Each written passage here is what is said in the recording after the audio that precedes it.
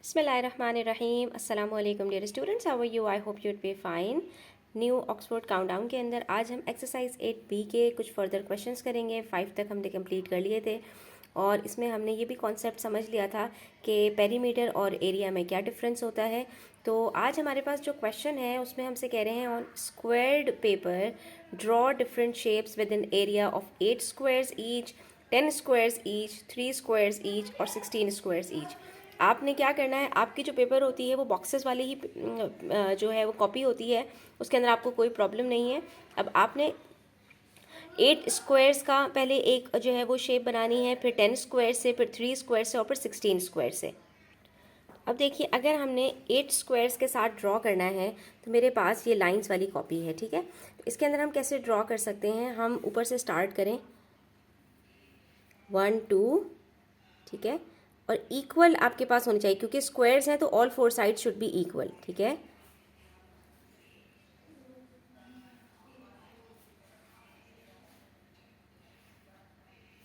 हमने equal length पर draw करनी है। जब हम इसको ज्वाइन करेंगे तो हमारे पास ये 8 बॉक्सेस बन गए और ये हो गया हमारे पास, इसका एरिया क्या होगा हमारे पास 8 यूनिट स्क्वायर,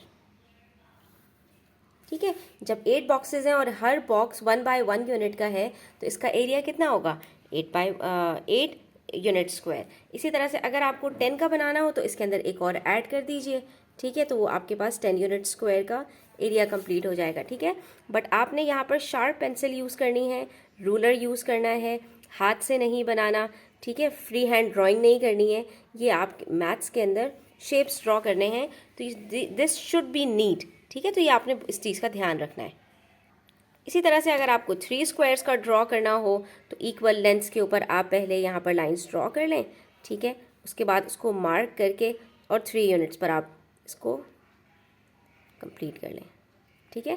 3 यूनिट्स पर आपने इसको कर लिया, 1 2 3 4, ठीक है। ये हमारे 3 बॉक्सेस का एरिया कंप्लीट हो गया।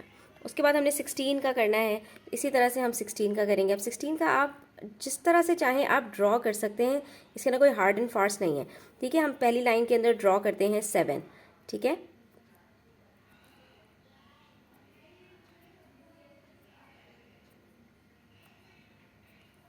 ठीक है, थर्ड लाइन सेकेंड लाइन के अंदर हम 2 बॉक्सेस ड्रॉ करेंगे।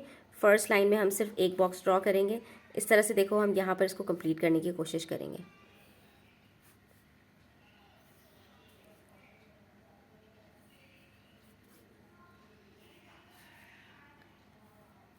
ठीक है, ये देखिए हमने फर्स्ट रो के अंदर यहाँ पर 7 स्क्वायर्स ड्रॉ किए, 1 2 3 4 5 6 7। फिर हमने 4 ड्रॉ किए, 7 + 4 11। 11 के बाद हम ऊपर इसके ड्रॉ कर रहे हैं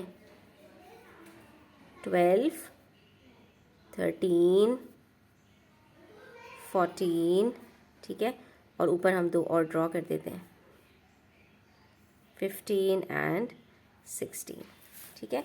अब जब हम इसको ज्वाइन करेंगे तो हमारे पास टोटल 16 बॉक्सेस होंगे और ये हमारे पास इसका जो एरिया होगा वो 16 यूनिट स्क्वायर होगा। तो उसकी वजह क्या है, क्योंकि हमारे पास each unit is made up of 1 unit, ठीक है। तो 1 × 1 = 1 स्क्वायर। तो इसका हर एक का एरिया जब 1 है तो टोटल नंबर ऑफ बॉक्सेस को जब आप काउंट करेंगे तो वो 16 होने चाहिए। तो 1 2 3 4 5 6 7 8 9 10 11 12 13 14 15 16। अब आप चाहें तो इसको स्क्वायर की शेप में भी ड्रॉ कर सकते हैं और आप इसको इस तरह से भी लेडर में भी ड्रॉ कर सकते हैं। नेक्स्ट हमारे पास क्वेश्चन नंबर 7 है, उसमें हमसे कह रहे हैं find the area of each shape. तो अब यहाँ पर डिफरेंट शेप्स हैं आपके पास। अच्छा देखो, जहाँ पर आपके पास बॉक्सेस कंप्लीट होंगे उसका एरिया 1 यूनिट होगा और जहाँ पर आपके पास हाफ यानी ट्राइंगल होगा तो उसका एरिया हाफ होगा, ठीक है। तो अब देखो गौर से 1 2 3 4 5 6 7 8 और 8.5। तो हम इसको क्या लिखेंगे 8.5, 8.5 भी आप लिख सकते हो इसको, और आप इसको 8.5 भी लिख सकते हो, ठीक है, और सेंटीमीटर स्क्वायर डाल दो। इसी तरह से देखो 1 2 3 4 5 6 7 8 9 10 11 12 12.5 एंड फिर हाफ इसके अंदर ऐड किया तो कितना हो गया 13 सेंटीमीटर स्क्वायर। दो हाफ मिलकर वन होल बन जाते हैं। इसी तरह से देखो 1 2, दो हाफ मिलकर वन होल, 2 3 4 5 6 7 8 9 10 11 12 और ये दोनों हाफ मिलकर 13, तो इसका एरिया भी 13 सेंटीमीटर स्क्वायर है। आप देख सकते हो दोनों शेप्स बिल्कुल डिफरेंट है ऑल टुगेदर, लेकिन दो डिफरेंट शेप्स का एरिया सेम हो सकता है अगर उसमें नंबर ऑफ ब्लॉक्स इक्वल हो। ठीक है, उसके बाद देखिए 1 2 3 4 5 6 7 8 9 10 11 12 और उसके बाद हाफ दो मिलकर 13, 13.5, तो इसका एरिया कितना होगा 13.5 सेंटीमीटर स्क्वायर या 13.5 आप कर दें, 13 होल 1/2 सेंटीमीटर स्क्वायर। ठीक है, जो भी आपको इजी लगे आप इसके अंदर वो बता सकते हो। इसी तरह से क्वेश्चन नंबर 8 में कह रहे हैं विच 3 shapes shown below have the same area. इसके लिए हमें सबका एरिया काउंट करना पड़ेगा, तो 1 2 3 4 5 5.5, यहाँ पर लिख दीजिए 5.5, 1 2 3 4, उसके बाद ये 5 और ये 6, इसका तो इन दोनों का तो सेम नहीं हुआ, 1 2 3 4, उसके बाद ये 1 और 2 मिलकर 5, तो ये 5 हो गया। उसके बाद देखिए 1 2 मिलकर हाफ हाफ 1, हाफ हाफ 2, ठीक है 1 एंड 2, 3 4 5, तो ये इसका भी 5 है, इसका मतलब है इन दोनों का सेम है। इसका मतलब है हमें अगर एक और भी 5 का मिल गया तो बस हमें पता चल जाएगा। 1 2 3 और ये दोनों मिलाकर हाफ हाफ 4 बन रहे हैं, तो इसका मतलब है ये भी इक्वल नहीं है। 1 2 3 4 5 6 और उसके बाद 7 और 7.5। अच्छा देखो यहाँ पर हमारे पास ये 5 था, ये हमने मिस्टेक कर दी, 1 2 3 4 ये दोनों हाफ थे, तो इसका मतलब है कि ये दो हाफ मिलकर 5 बनेंगे, तो ये हमारे पास 5 हो गया। और इससे हमें पता चला कि हमारे पास कौन कौन से 3 इक्वल हैं, ए सी और डी आर इक्वल। ठीक है, इन तीनों का सेम एरिया है क्योंकि तीनों 5 यूनिट स्क्वायर्स हैं। ठीक है, अच्छा उसके बाद है नेक्स्ट हमारे पास क्वेश्चन, उसमें हमसे कह रहे हैं on a piece with centimetre squares draw these shapes. अब आपने एक रेक्टेंगल ड्रॉ करना है with an area of 8 centimetre square, जिसका एरिया 8 सेंटीमीटर स्क्वायर का हो।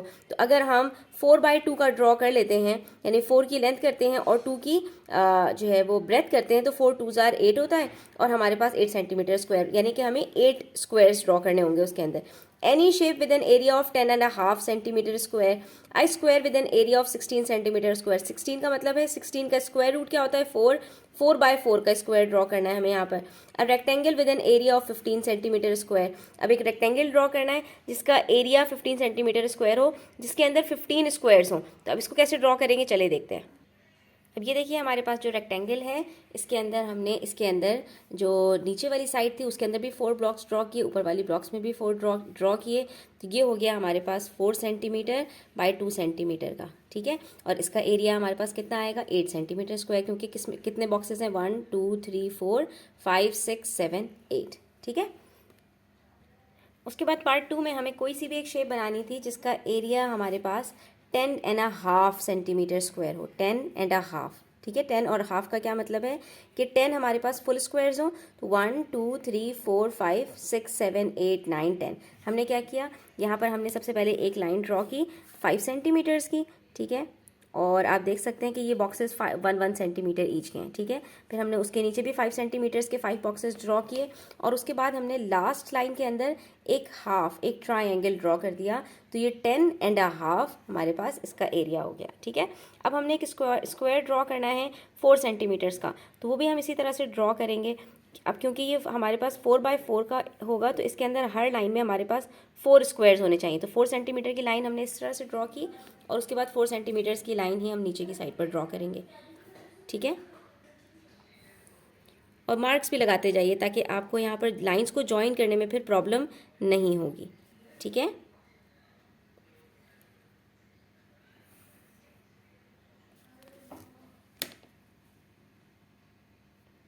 ये हमारे पास 4 सेंटीमीटर्स का है, आप देख सकते हो, और अब हमने बस लाइंस को ज्वाइन कर देना है, दैट्स इट।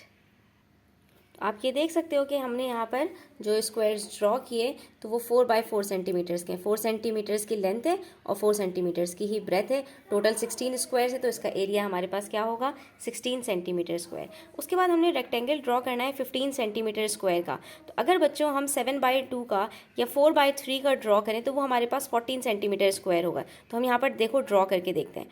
अगर यहाँ पर हम 4 सेंटीमीटर्स लेते हैं लेंथ में, ठीक है, और ब्रेथ में लेते हैं हम 3 सेंटीमीटर, 4 3 आर 12 होता है, ठीक है। अच्छा, और अगर हम यहाँ पर लेते हैं 4/5 सेंटीमीटर्स, ठीक है, 5 सेंटीमीटर्स की हम बेस बनाते हैं और उसके बाद हम 3 सेंटीमीटर्स की अगर हाइट बनाते हैं, सॉरी ब्रेथ बनाते हैं, तो 5 3 आर 15 होता है। हमारे पास रेक्टेंगल बिल्कुल सही बनेगा, ठीक है। तो हमने यहाँ पर जो हाइट लेनी है ये हमने 3 सेंटीमीटर्स की लेनी है, ठीक है। और जब हम इसको ज्वाइन करेंगे तो आप देखना हमारे पास टोटल 15 स्क्वायर्स बनेंगे इसके अंदर। और जब 15 स्क्वायर्स बनेंगे तो उसका एरिया क्या आएगा हमारे पास, एग्जैक्टली 15 सेंटीमीटर स्क्वायर, ठीक है। बस अब आपने ज्वाइन करना है इसको।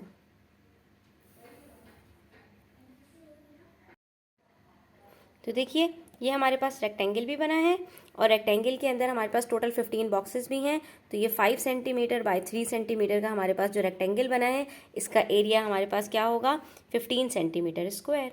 सिंपल।